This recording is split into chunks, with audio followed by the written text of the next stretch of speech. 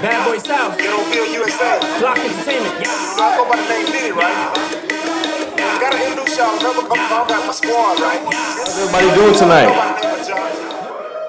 Like Shamia said, my name is Tucker C. Toole. I'm a senior here at Morehouse College, and I'm very excited for the event we have today. I'd first like to thank the Atlanta Hawks organization and Morehouse College Department of Student Life for putting on today's event. And I would also like to thank all of you who took time out of your busy schedules to welcome Vince and Killer Mike to the prestigious grounds of Morehouse College. Hey Rico, I'm gonna need some heat for our special guest. I would first like to introduce our host for this evening's conversation. Grammy award-winning rapper, actor, social activist, political activist, Netflix documentary host of Trigger Warning with Killer Mike, and last but not least, former Morehouse College student. Show some Morehouse College love, y'all, to Killer Mike.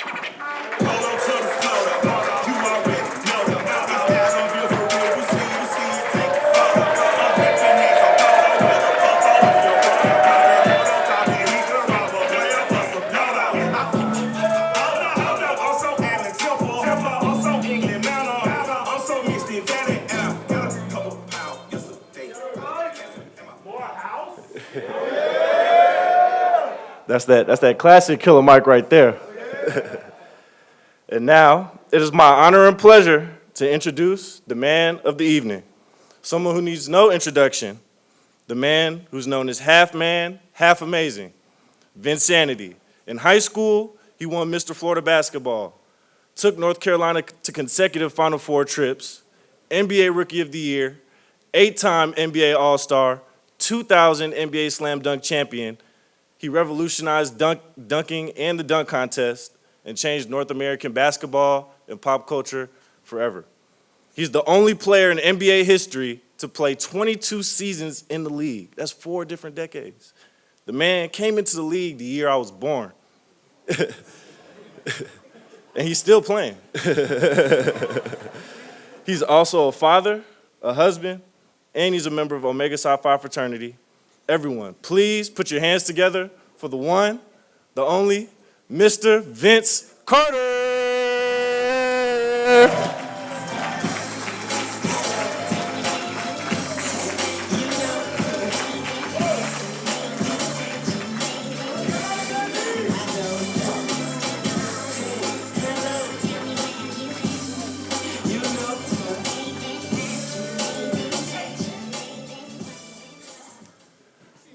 I just want to thank both of y'all for coming to drop some gems with us tonight. And before we begin the in-depth conversation between you two guys, I would like us to enjoy a spoken word piece performed by 2 Morehouse students, London Stubbs and Kyle Hobson, specifically written for Mr. Carter.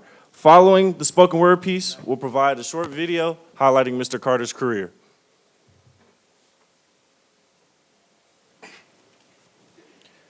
Sometimes I wonder what this feeling is. Is it a bird or a plane or however the saying goes, but I put my arm in the rim that night and left it there. Took baseline and broke bodies below me. The dunks are too easy. The threes become mediocre. And buzzer beaters become basic. The impossible be possible. This feeling, it makes me feel half man, half amazing. Makes me dream of blow-bys and putbacks. Angry faces after bodies catched. Or death stares after ankle snatched. Every opponent feeling like mismatch. Everyone is below me.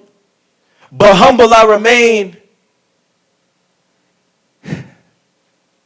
I feel like living in the clouds is the norm. I could dance through the sky. Destination always the rim. I open my eyes and I hear my name in chants. Mama, that's that man. Vince. Air Canada. I'm told I inspire. My jersey is worn by many. My grind continues because the crown they place is heavy. On the ground or in the air, on the court, something takes over me. Lock down, clamp up, clap as whatever wannabe point guard brings ball up. As soon as he hits half court, it's give me that and snatchies. ISOs and pullbacks turn to lockups and body snatched. I'm thankful because this feeling was born at the rim, but has followed me across courts for the last 22 years. And will travel with me off. And will follow me through all eternity. This feeling. This Vinsanity. May it always reign supreme. Thank you.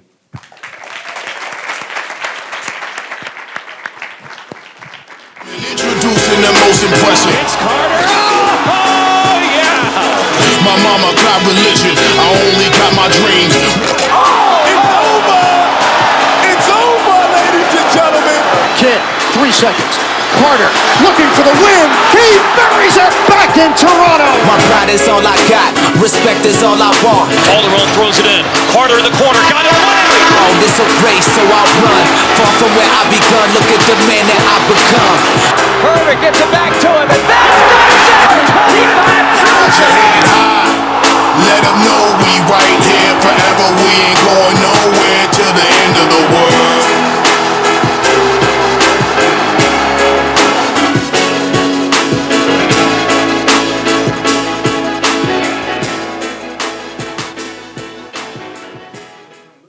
Yeah, you definitely look the same.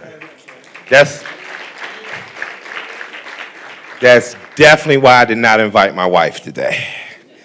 Tall, handsome guys who slam dunks for a living, and she'll need to be here. Is that good? Yeah. So you got to be careful what you ask God for, because when you were drafted, I remember just, hoping somehow through miracle the Hawks would get you, and 20 years later, God said, ha, finally got around to your prayers. Yes. But I'm very happy to have you here. Before I start asking you questions, could I just like to say, black man to black man during Black History Month, you have provided one of the best examples for success. Thank you.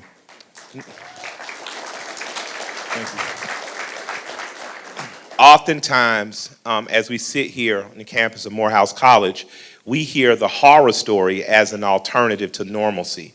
You hear how the police are bad. You hear how life as a black man is difficult. You hear all these horror stories.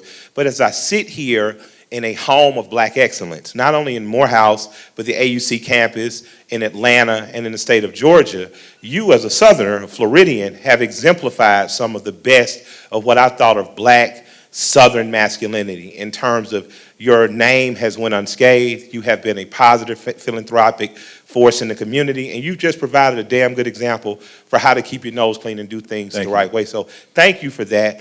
And interestingly enough, you graduated with a degree in African American Studies. And I was surprised to find that out, because oftentimes what you hear about college athletes who go on to become pros is they are only in it for money. They didn't care about being degreed. And if they got a degree, it was a degree to teach physical education or sports medicine, right? Not that there's anything wrong with those. But you chose a degree that exemplified the culture of a people that were brought here 401 years ago, in 1619.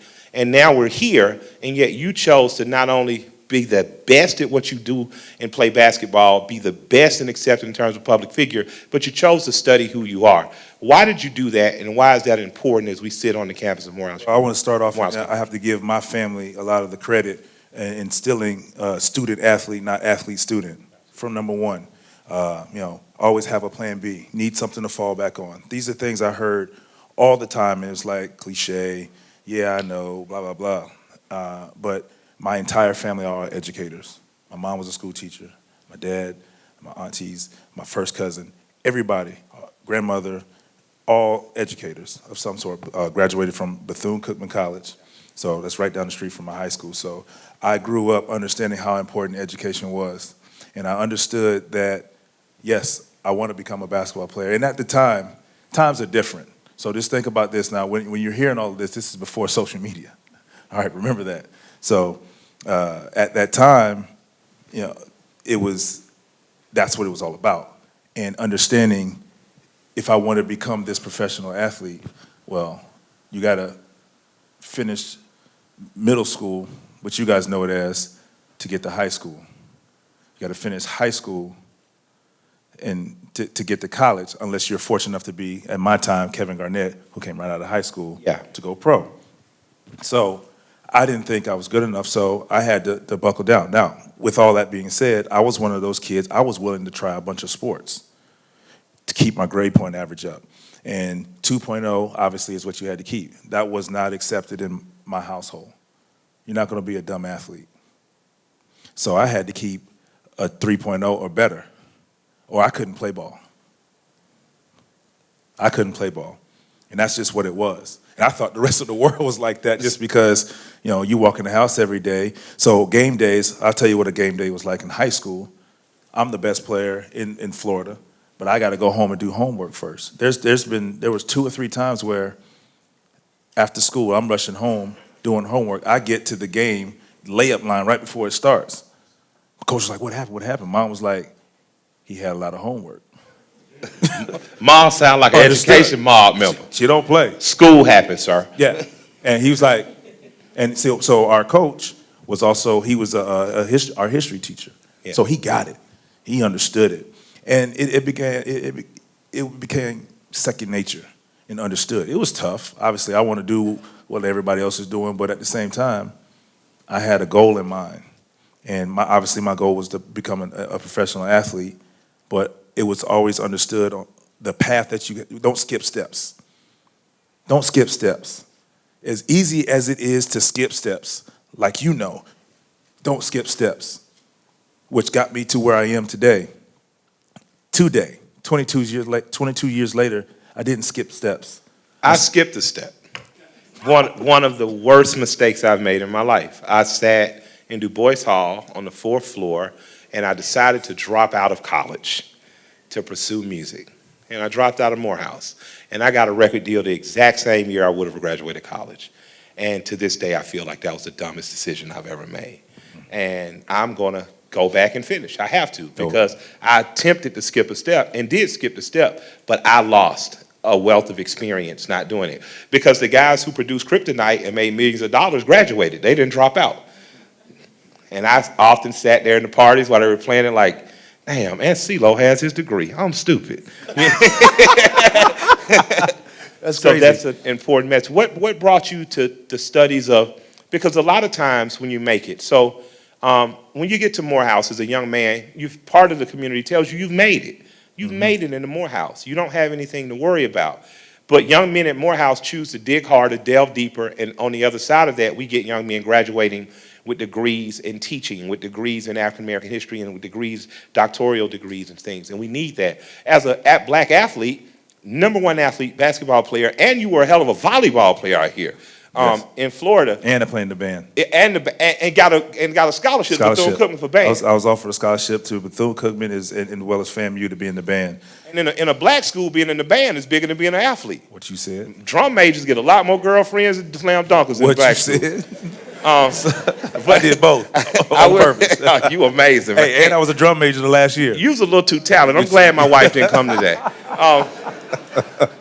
But I do want to say around studies of African American studies, because I was naturally curious, it brought me to people like John Henry Clark. It brought me to Mary McLeod Bethune. It brought me to Zora Neale Hurston, to Langston Hughes. What can we tell everybody in this room, regardless of colors, age, nationality?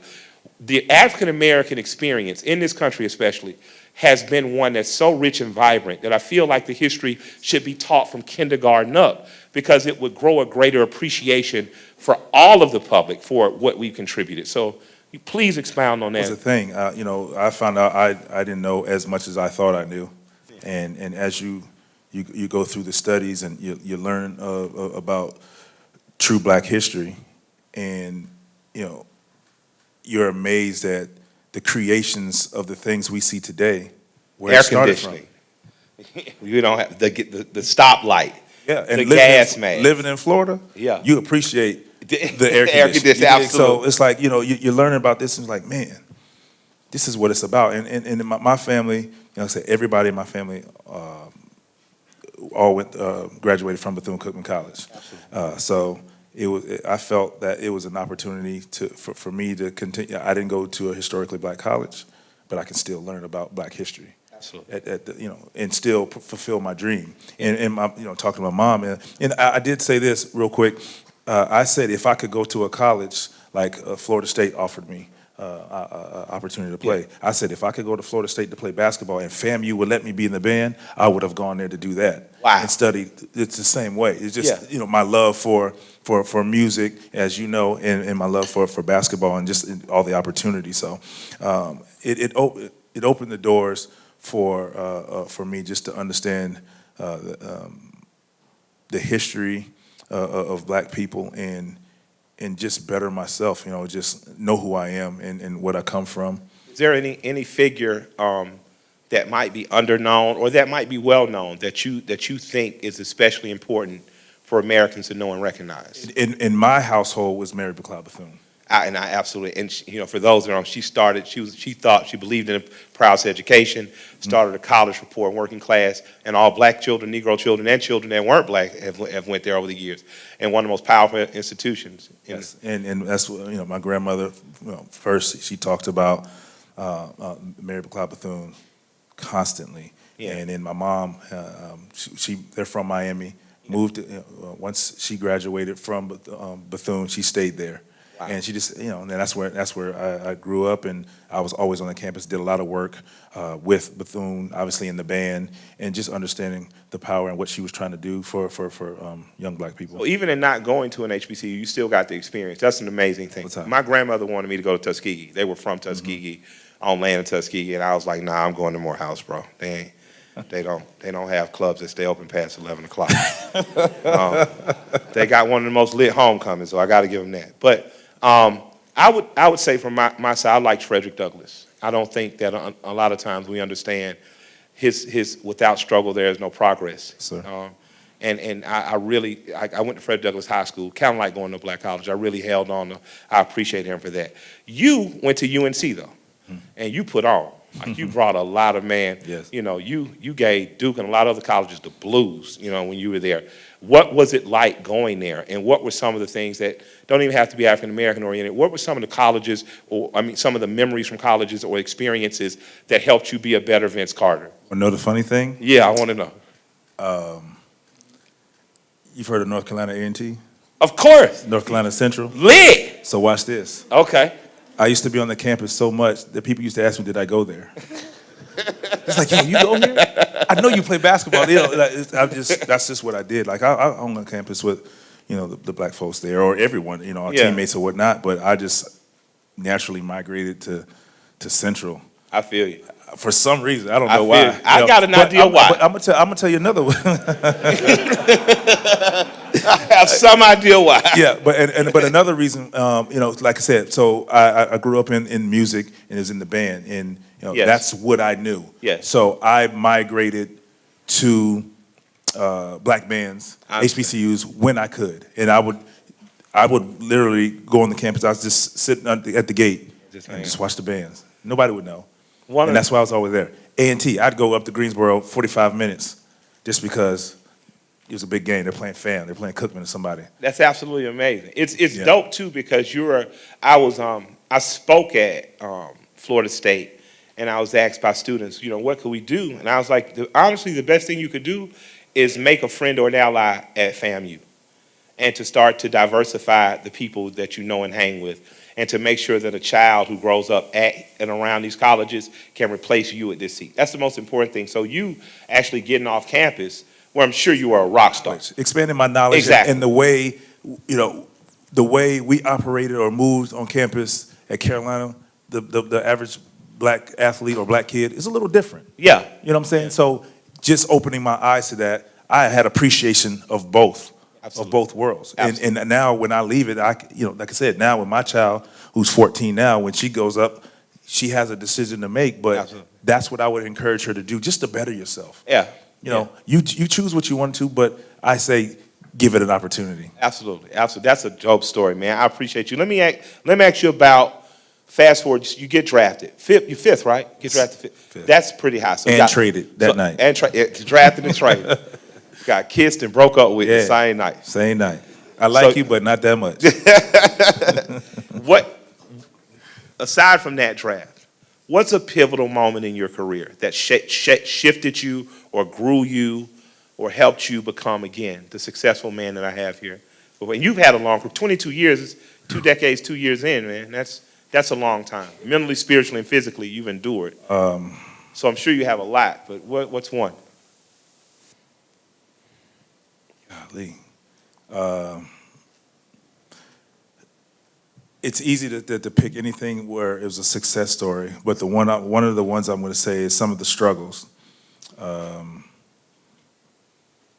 Going through the situation with my agent was one of them. Yeah.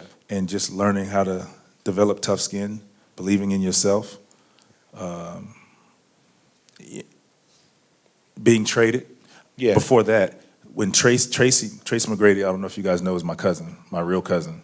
I asked him backstage. Yes. I was like, I got to ask, y'all blood cousins for real. For real. That's a lot of greatness. And I'll tell you that story. But when he moved on to Orlando, it was a lot of controversy between the two of us. Media trying to pit the two of us against each other. Oh, he said this, that, and forth, and then vice versa. And then getting to talk to him, he's like, cuz I didn't say none of that. Yeah. And just understanding how the world works and how in this world sometimes you have to be, one of the mottos I live by is think before you act. Think upon it before you act. Think about it before you act upon it. And when you make that decision, be willing to hold your head up high with that decision because you thought about it and you felt it was the right decision. Sometimes it's not always going to be the right decision or work out your way, but you're willing to hold your head up high. And so I just started thinking about this and didn't talk to T-Mac for a while, and I said, you know what, let me just reach out to him, whether he hits me up or not, and to find out, it was just media putting us against each other. Then we move on a couple of years, and I get traded and from Toronto and all of that, going back and forth about my lack of love for being there, my lack of love for the game was tested. Yeah. And that's when I matured and grew up and started to understand the business of basketball. We all have dreams of becoming whatever you guys want to become. My dream was to become a professional athlete, and you're not really taught about the business of basketball. Yeah. And the reality of it sometimes. And the reality of it is I played 22 years, but if you look at the average, I'm sure you probably don't know, it's probably 4 years, maybe. Yeah. But we always look on TV every day, and you see LeBron James every year for 10 years, 12 years. Yeah. You see Carmelo Anthony, and all these list of guys for multiple years, so 10 years, but the average is 4 years.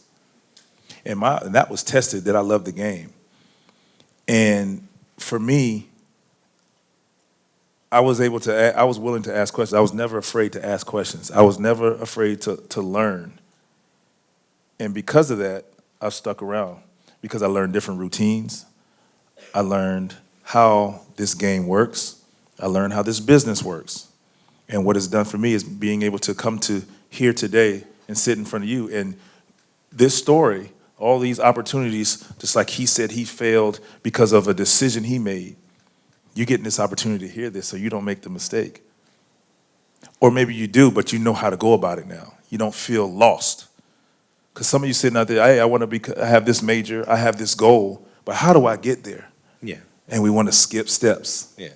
And I was willing to not skip steps. It would just put me here in 22 years of basketball because it's so easy to skip steps. Because now at this time, my name, there's some teams that's like, oh man, you can play as long as you want because you're you. Because you're you. Yeah. I don't accept that.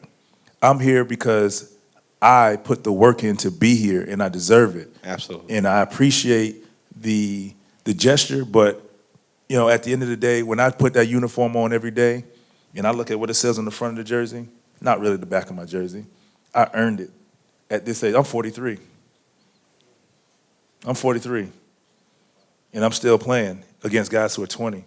Playing great ball, too. They could be my kids. Appreciate it. They could be my kids. Seriously.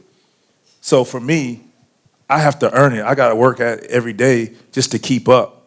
So that list, skipping steps, after a while, if I have a list of 10, 12 things that I do to prepare for the game or just prepare for my season. So now, if I go through a month or two, now I'm only doing 10 of those. I'll come back to that. Now I'm only doing 8 of those. Am I cheating the game or am I cheating myself? Well, I'm cheating myself, which in essence is going to cheat the game. You know, sometimes we just want handouts. Let me ask you, because like in what you're saying, man, I got into working out a couple months ago, and I'm just like, man, I don't see how nobody can do this for a living. This will kill you. So I admire all athletes. I'm going to tell you what really gets me up and going in the morning, though. In my mind, there's another fat guy across town, and he's competing with me. He's looking at my Instagram every day. He's checking to see if I've been to the Popeyes. And I got to beat this guy, you know. He's serious, though. Yeah, I'm dead serious, too. I'm 23 pounds down. Don't play with me. But a big part of what made me a competitor, my wife says, if you want Mike to do something, tell him he can't. And a big part of the reason I grew to be competitive, which has helped me, because this is my 20th year in the music business, 17th year as a professional, right? So we're old guys, right? And we're rapping. I'm out there rapping with young guys. Like we're doing Coachella this year. That's a pretty big deal for a couple 40-something-year-old guys. And I've had to understand how much my upbringing has helped. I had two cousins. We were right around the same age. One of my cousins went to Purdue, became an engineer, helped design Corvettes. You know, another one of my cousins went to Savannah State, was an expert pool shark and gambler, and you know, suffers from some schizophrenia and stuff. Now the family caretakes him. But as we were growing up, we would get these calls. Each other's mothers or grandmothers would call. Well, you know, Jimmy made the honor roll. That's good. That's good. Brian made honor roll and principal's list. And Michael made it out of 7th grade. But my cousins and I never let that get in between, interfere with our relationship. In fact, my cousin Brian hit me yesterday. Was like, cuz, I see you opening for Rage Against the Machine. I love you. I want to see you when I come up. And he said, not bad for Truzella's boys. Now, Truzella was our great-grandmother.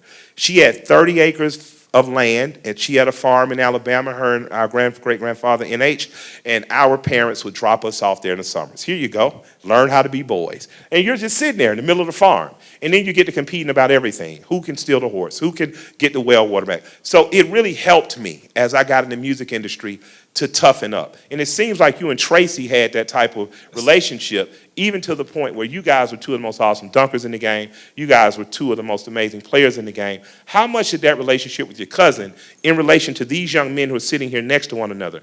How important is the saying, steel sharpens steel? That it takes someone who wants to be above or beyond. It takes having that type of friend or comrade to push you, and how much has that relationship helped you in your career? Okay, so I'm gonna go back. So Tracy and I found out we were cousins the year that he came out of high school, which was my sophomore year of college. Prior to that, we played on the same AAU team in Florida. I played on the older team because I'm older. He played on the younger. I would watch him play. We would admire each other. I'd come early to go watch him play. He'd stay late to watch me play. Never knew we were cousins. He ended up in high school in North Carolina, comes out, and he decides he wants to get ready for the draft, so he needs to play pickup just to get in shape, get in some NBA shape. So he comes over to Chapel Hill where I'm at school. He walks into our locker room. I was like, oh, what's up, man? You know, I remember you from whatever. Nobody would let him use a locker to put his bags in. So I said, go ahead, bro, you can use my locker. You know, I know you from the crib. But, you know, all week we play, Monday, Tuesday, Wednesday, Thursday. He's like, hey, man, Friday, I got to go down south for a family reunion. All right, cool. See you when you get back on Monday.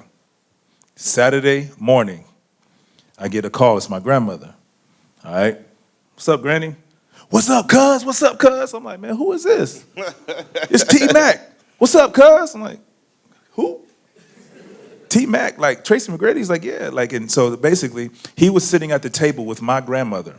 His grandmother and my grandmother are related, sisters. Wow. That's how we found out we were cousins. So all these years, we would keep in touch and just see each other, never knew we were cousins. Fast forward, he gets drafted, plays a year in Toronto, we still keep up. The next year, I get drafted to Toronto. Then this situation's happened. So now it's like, you get the, imagine if you have a sibling of any kind, getting the opportunity to do a professional job with your family. It doesn't get any better than that. Learning the ropes with my cousin, because he was just going through it as a rookie the year before. So I always had somebody to fall back on. I had veterans, obviously, but I had a real family member to fall back on. So it's nothing like your family. You always have, they have your back. So going through all of that, it was like, you trying to put my family against each other? Yeah. Nah. So that we were able to rely on that alone. Family, the love and support of family was bigger than any media, any beef that they tried to put between us. And, it was crazy because we both got caught up in the moment. Like, maybe he did. Nah, I'm tripping. Me and Tip talked about that on his blog. We talked about we've been friends 20 years now, the resisting of envy or the influx of other people's stuff. It's something you got to constantly check yourself on. Absolutely. Make sure, because a lot of times the problems that come that other people suggest, it's because you bite the bait. And if you never bite the bait, the problems never grow. It goes away. Absolutely. And it went away because next thing you know, our first meeting, they were like, oh, are they going to have beef? Are they going to speak to each other? And it was like old times. Exactly. They were like, we lost that one. Yeah. But it made for great rivalry. Our rivalry, like that was one of the, I'm always asked about competition. It's one of the toughest guys, obviously playing against him. Yeah. Well, I played against MJ and Kobe. Yeah. So, but. I want to talk about that a little later. Absolutely. But outside of those guys, playing against T-Mac, like, he's my family. So I want to dog my family too, because that's bragging rights too. You know what I'm saying? Because I knew the next family reunion coming up, and all our family there, you can't talk about how you gave me 30 when I gave you 35. You know what I'm saying? So that's kind of how the rivalry has gone all through our career. And even now, I mean, if you go ask him right now if he can beat me one-on-one, he'll say yeah. But he don't mean it. Oh, man, excuse my French, but Floridians can talk buku shit, too. It's not good to lose to Florida. No. So your family shares you with the world. Mm-hmm. My wife said that to me, in the middle of an argument one time. She was like, I share you with the world. And since she said that to me, I've always been very clear in understanding that she does make a sacrifice. Your family, since you were a young man, has shared you with the world. And in the most grand and prestigious way, you have been a member of our Olympic team. And you have represented America on a world stage, yes. Playing a global game. Basketball is truly a global game now. And with the opening up of Africa, it's going to become even more so. What was preparation for the Olympics like? What was playing with the players you played with like? And what did that mean to you, winning the Olympics on the behalf of your country? Well, story that a lot of people don't understand is originally I wasn't on the Olympic team. I didn't make the cut. Hold on, so it wasn't just a paved road of gold bricks for you? You didn't just walk on and it was Vinsanity? You had to work for it? I had to earn that one. Okay. So it was down to a guy named Ray Allen. Y'all might have heard of him. Y'all might have heard of him. So it was down to Ray and I as far as the spot. And they chose Ray. We just so happened to be playing the Milwaukee Bucks that night. And the game started as the announcement was made, so I didn't know, but I wanted to play well. How many points you said? Oh, yeah, 40, I was going to say 46 or whatever, something like that. Not that I remember, but you can look it up. And I was, but they asked me, and it was just a good night. It was a great night, and it was like, were you trying to make a statement? Yes, I was making a statement to the organization. Absolutely. That I deserved to be on it. It so happened to look like I was going at him, but I just wanted them to know that I'm capable and I can, I'm well equipped to represent the team. He made the team, and it was, hard feelings. Obviously, you want to be a part of, but no beef against Ray because Ray and I are actually very good friends. And I was like, I'll be ready in 4 years. Well, I get the call that Tom Gugliotta got hurt, and they said, hey, would you be interested to play in the Olympic team? I'm there. Yeah. So that's what it was. So if you actually look at that photo, I was actually photoshopped in. So every time I look at it, I laugh because it's like you see everybody. I took the picture by myself and then I'm photoshopped in, and it looks like a regular picture, like I was there when I actually wasn't. Together. Right. So moving forward, so I'm excited, and it's it felt in my mind awkward because it's like I'm a late ad or whatever, but. We had Jay Kidd, Lonzo Mourning, Gary Payton, Ray Allen, Steve Smith, Vin Baker, Allen Houston. So these guys I've obviously played in battle. So I said, for me, I just want to show these guys that I deserve to be here, and y'all made the mistake earlier for not bringing me on. Yeah. But it's okay. because now you're going to see what I have to offer. Well, we go through training camp. Next thing you know, I became a starter. Yeah. I became a go-to guy. Yes. And at the end of the Olympics, I was the leading scorer of our team Yeah. and the go-to guy in the gold medal game. Yeah. And you show Europeans what slam dunks actually look like. Yeah. Yeah. Up live. Up close. Yeah. Balls on ears. So I think I want to go mention that. That was a For the people who may not understand, too, I know in the past 10, 15 years, Ray Allen was a utilitarian player, came off the bench, murdered your hopes and dreams, sat back down as a six-man. In Ray Allen, and the person he played is also a person I interviewed years ago. He played for UConn, and they defeated Allen Iverson when he played in college for the national championships. And I asked Ray, how did it feel winning? And he said, bigger than winning, it felt good to deny Allen the opportunity to win. And that's a warrior. It's like when you guys are on that court, it's like rappers, like, I don't care how much I like you. When I'm getting on a song with you, I'm going to ravage you. And I've always reminded we'll people. be cool afterwards. Yeah, we're going to be cool afterwards. I'm going to tear you up on that track. Right, that's what. Yeah, that's y'all what it heard is. the whole world. I don't care how much you like Stacks and Big. I showed up. So, you know. So He ain't lying. as a rapper, I definitely feel that. But Ray saying that to me in that moment helped me understand the seriousness. And I got a cheat code, and I grew up with a guy named Cameron Dollar, who subbed for UCLA. He was their point guard when Tyus Etney got injured. Well, Cam's father coached at Frederick Douglass High School, not far from here. It's one of the greatest high school coaches to ever coach in the state of Georgia. His brother ended up coaching at Georgia Tech, and Cam coached down in Seattle. But we, of course, grew up from third grade up together. And Cam was just a tough little SOB, man. You know, he was just mean. He was chubby like me, but he played very good ball.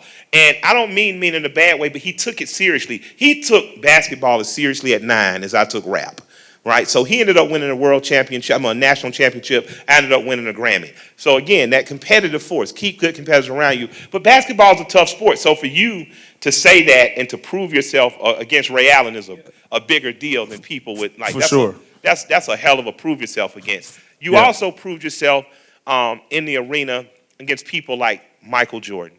And my personal favorite is Kobe Bryant. People call me like I was related to him when the unfortunate incident happened because I just was a lifelong Kobe guy. I loved him. Your generation, you, him, Kevin, you guys proved that very young men can come in.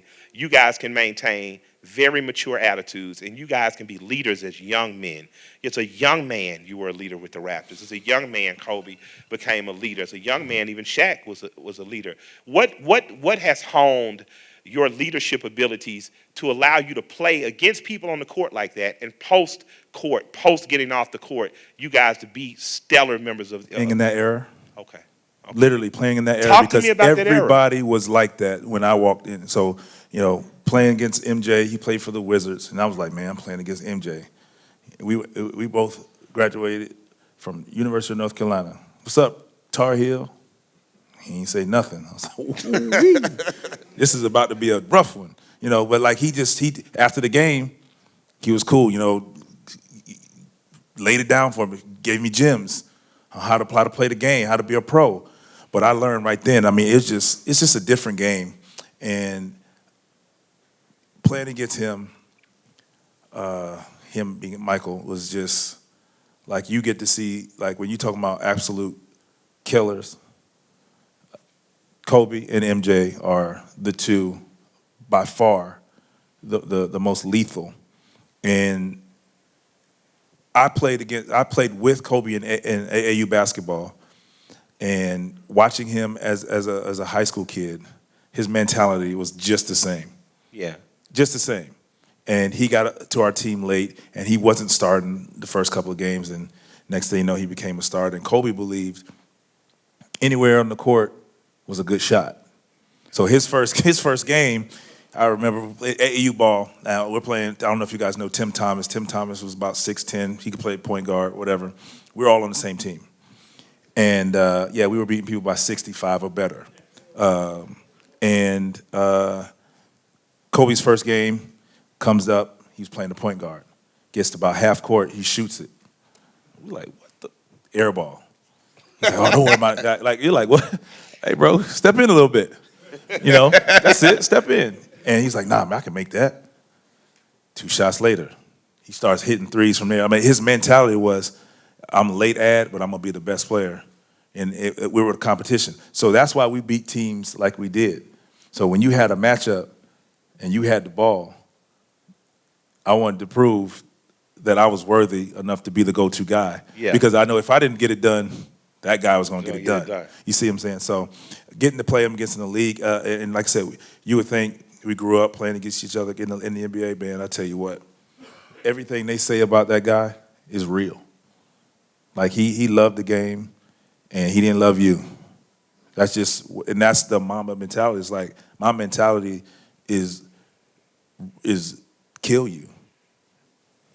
I saw Literally. that. I saw that in you doing the slam dunk contest. I remember I walked around for years like Dominique got robbed, right? So there was a contest in '87, '88, I think. Dominique Wilkins was a human highlight film. Michael Air Jordan was Air Jordan. Air Jordan got picked up by Nike. Dominique Wilkins didn't do the Nike deal and went with Brooks. Every 13-year-old kid was like, that's not the move, Dominique. That's not the move to make. But he showed up in Chicago and he showed his, as old people say, natural black butt. He did. He was a fool. And I feel like he got robbed by 1 or 2 points, and that's just what that is. The only person... He still talks about that to this day. Oh, yeah, he was like robbed. It happened last year. Absolutely, he was robbed. He was robbed, absolutely. Mike, that's why Mike won't talk about it. Mike knows he was robbed, too. But the only other competitor I've seen worthy of an argument for who put on a better display is you. And the barbershop, of course, people know I own barbershops. The barbershop reached an argument and consensus that Michael Jordan was not the greatest dunker, that not even Dominique was the greatest dunker, and not even Kobe, but Vince Carter.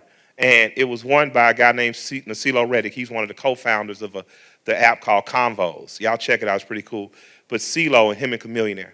CeeLo was like, when is the last time you seen a kid dunk a ball, put his entire arm in it, and hang and look at the crowd? And as I thought back, I went back and looked, and I was like, really, this is the most amazing I've ever seen in my life.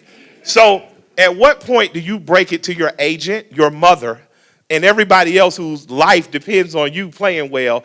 I'm going to take the most precious piece of my body besides the legs. It was my right arm at that. Yeah, and I'm going to dunk and stick it in the goal, potentially tear a tendon. Like, it was one of the most amazing displays of arrogant hip-hop, North Florida, I can do what I want to do. It's my life, man. What brought you to the decision? They didn't know. Because it hasn't been as good since you.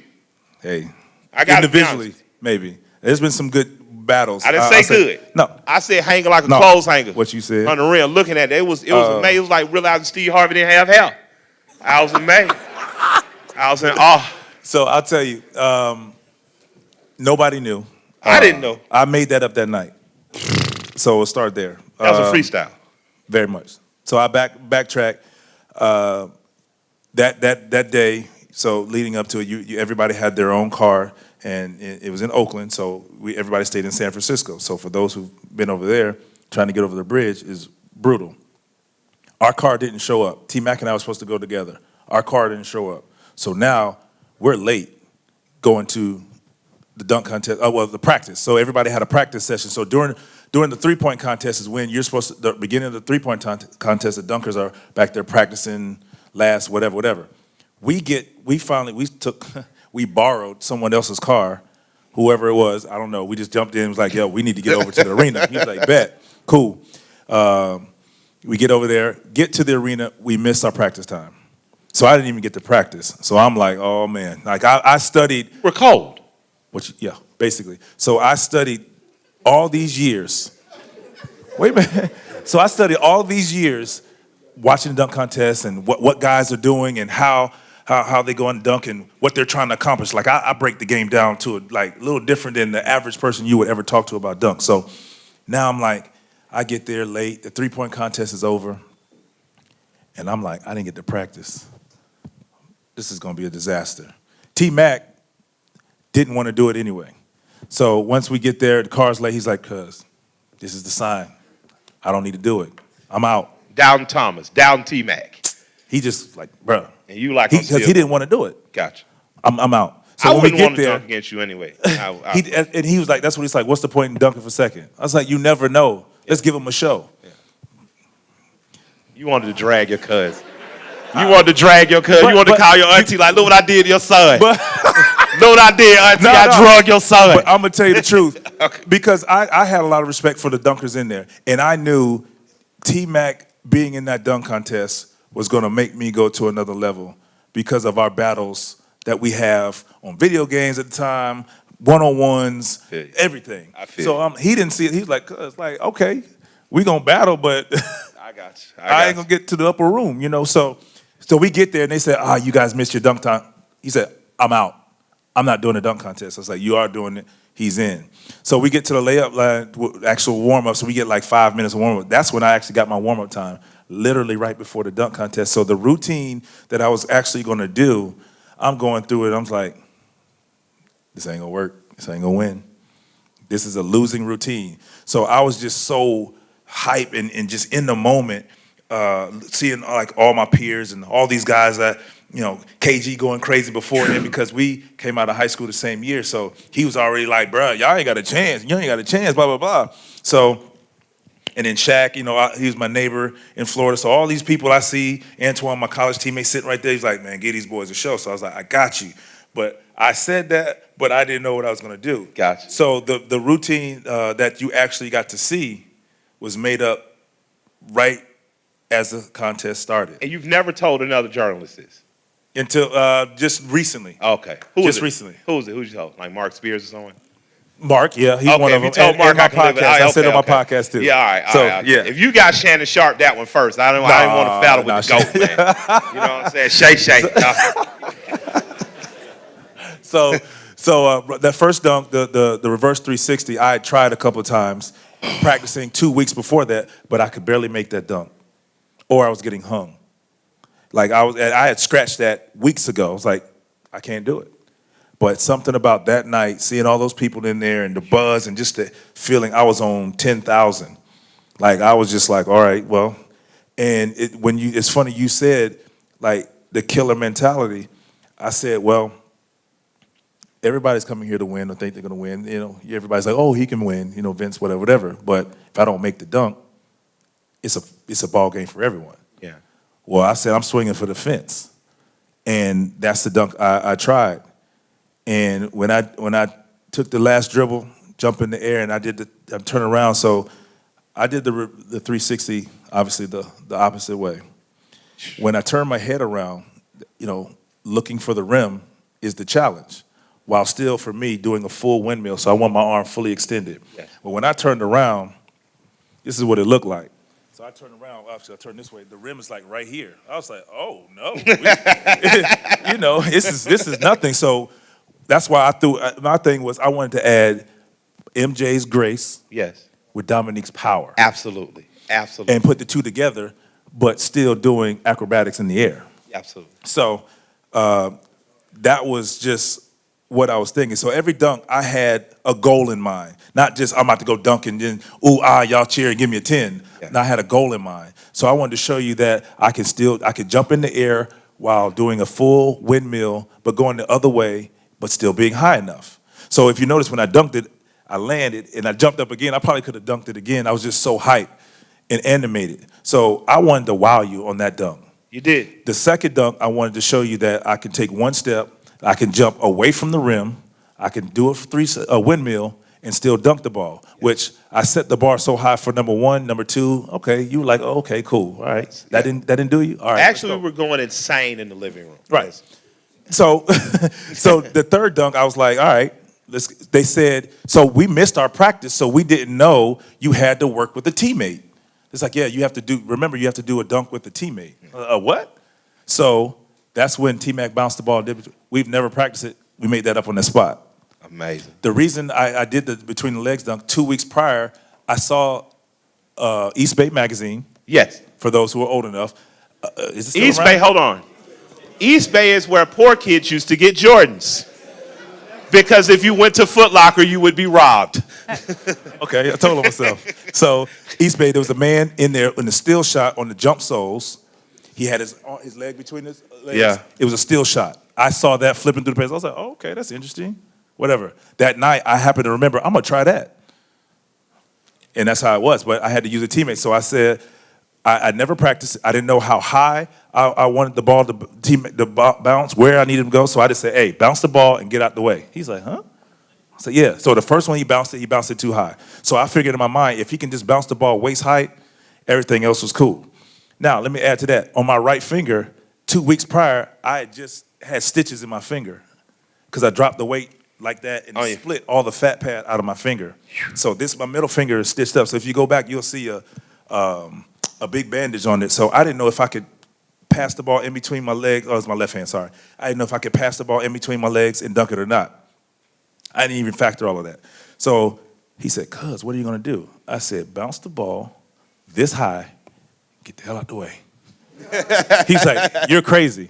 I was like, all right, we'll see. I was like, I am. So when he bounced it, I just went up there and just use my imagination and dunk. So that's where It's Over came from. Because I was like, I made this stuff up that night, and I am making it. Y'all don't have a chance. You know what I'm saying? It's over. So it was just, it was just like, ad-lib. Like, it's just what you feeling. Like, I was just trying stuff that night, and it worked out. So I get to the last dunk, which you were talking about, the arm and the rim. So prior to that, I played in a Gary Payton's charity game, and I was just in the layup line, jumping over the rim, just putting the ball in. So I was like, Hold on, you said it pretty casually. You said you were at the layup line, jumping over the rim. And just dropping it in. That volleyball played off in high school. It sure did, no lie. So I was in with Katino Mobley, who was I know Katino Steve Mobley. Francis's teammate in the dunk contest. Yeah. So I go up to him, I said, you remember the layups I was doing? Because he was at the game. I said, I'm going to do that. He's like, oh, okay, cool. I said, but I'm going to hang up there. I'm going to put my arm in it, so like that. So I want to see if I can go farther in. But then I was like, well, if I don't get high enough, I'll fall off and break my arm. The last thing my coach said, he said, don't go up there and break your arm. Is what he said to me. He said, I'll be on the lake, I won't see it, but I don't want to get a call that you broke your arm or something. Yeah. So I think about that. So I've never done this before. I made it up, so I'm like, I'm trying to walk it off of by time. So I stand up under the rim. Lord, let this stupid decision work out, is what I said. That was me in Du Bois Hall when I dropped out. And let this stupid decision work out, Lord. Please. So I'm trying to walk it off because I didn't know which way to come from. So, all right, I walk it off, buying time. I said, all right, I'm ready. And the last thing I did was I rubbed my arm, like, here goes nothing. Yeah. So, sidebar, what I wanted to accomplish is show you that I can jump really high to be above the rim, arm above the rim, and then, obviously, something you've never seen before. But when I put my arm in that rim to hang in there, if you go back and look, now you'll go and see I closed my eyes. Well, that's because I was scared. I thought I was gonna fall off for one. But for two, I wanted silence. So when you see me up there, you're like, what's going on? So when I was holding on there, I was listening and I wanted to hear nothing.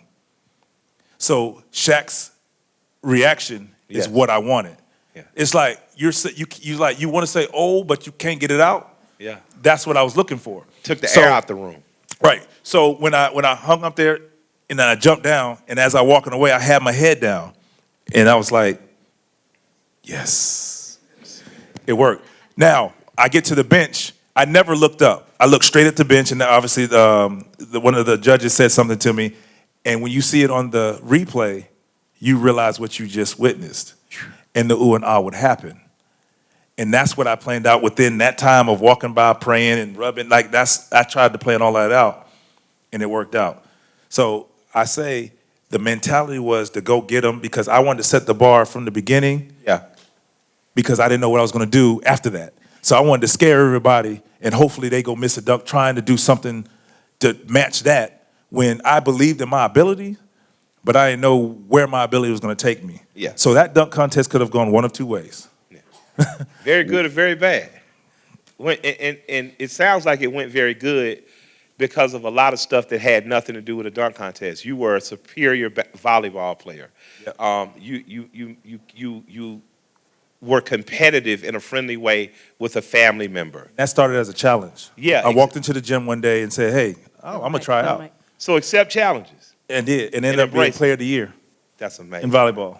That's So amazing. Mike, One of the first black hit kids. us up with one last question for it. Oh, we got one last one? One last question. We Oh, can do this man. all day because I know y'all are dropping gems on Hold everybody, on. and it's so inspiring. It's amazing, but we gotta go. Okay, so look, can I do it in the two? And it kind of makes sense. Okay. So I witnessed you, beyond being one of my favorite players, you're one of my favorite human beings. Because in the times that I've gotten to see you interact with young men, you have given amazing advice and gems. And I saw you do that in the middle of the cold after practice in front of an Outcast mural in which I saw you tell a bunch of young Hawks players, you're playing in a black city. That means something.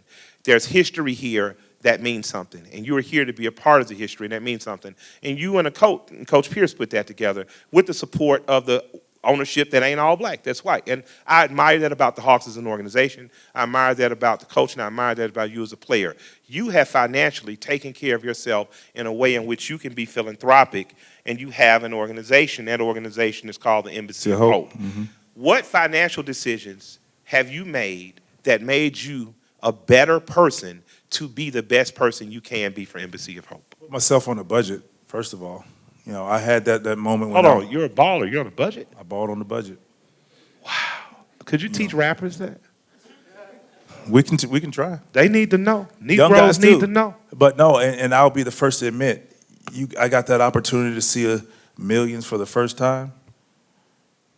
Man, Mess it up. I didn't know, but and I didn't know how to act. But I was fortunate. My mom said, "All right, now Yeah, you're gonna have millions a day. You'll be a broke Negro tomorrow." that's real. And it made sense to me. But it's like so the first thing I started was my foundation. Before Embassy I of bought my Hope. first car, Embassy I of started my Hope. foundation. That's amazing. And then I got a car, and then I got my mom a house. And then after that, I was in the, you appreciate this. I came in the big jury era, where everybody had the big chunk chains and everything. Like Big ugly stuff. everything was gaudy. Yeah. Looked like a Jagged Edge video, everybody. What you said. So yeah, like Flavor Flav, like Yes, that. yes. Exactly. So I had to get a little bit of that, which I still have. And I look at them like, whoo, boy, I'd kill them with this, but they wouldn't understand. Yeah. But I was just caught up in that. And then after a while, it was just like, I learned at an early age to set myself up for the future. And I was fortunate enough to have a lot of money to play with, to do so. But at the same time, I lived like I didn't have it. Absolutely. So I could have it. Absolutely.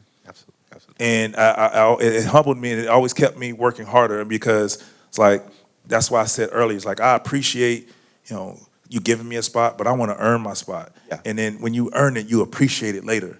Like everything that I've gotten, I appreciate it because it wasn't given to me.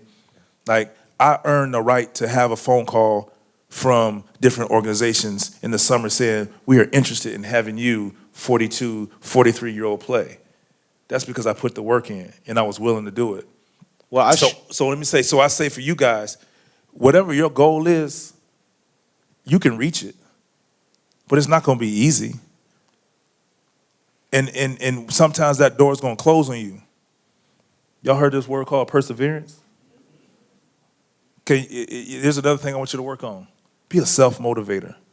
Don't always need somebody else to have to motivate you to go to work, have to go to class. Because if you rely on somebody else, that means you want somebody to give you something. And you'll get it sometimes from somebody giving to you, but that don't mean you're going to appreciate it, and that don't mean you're going to keep it for long. Because when you earn your own, you want to keep your own. You ain't trying to lose it. You see what I'm saying? So that's just how I approach my life. Like, I'm earning everything. So when I walk away from this game, everything I earn because of the work I put in. I didn't skip steps. You know what I'm saying? So that's what I say for y'all, more so than anything we talked about. Don't skip steps. Don't skip steps. And it's not going to be easy. It's not going to be easy at all, but you're going to love it. You're going to appreciate the grind, and it's going to make you a better person.